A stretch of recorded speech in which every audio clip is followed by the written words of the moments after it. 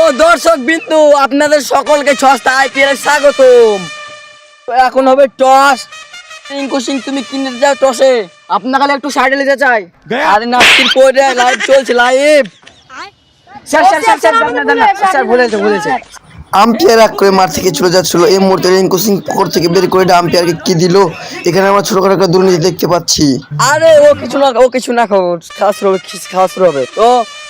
Head toss করার আগে একটা গোটা ওয়ার্ল্ড কাপ থেকে আইপিএল পর্যন্ত 5 টাকার কয়েল হারানোর উপবাদ আছে। যেন টাকাটা না হারায়, তো এখন হবে টস। আমি টস করবো না, চলে যাবো বলে দিচ্ছি। আচ্ছা।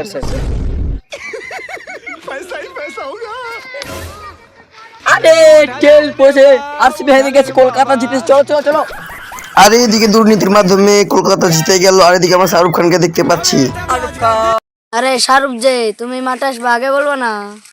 তুমি মাঠে না আসলেই পারতাক, বিরাট এখন ভালোই পারে না, মানে খেলতে। বলবো না, তাহলে বসি।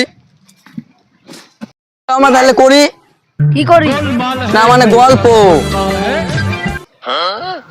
আর আমরা এদিকে দেখতে পাচ্ছি রাশিয়ানের বদলে গেলে আম্পায়ার কাকে এনেছে।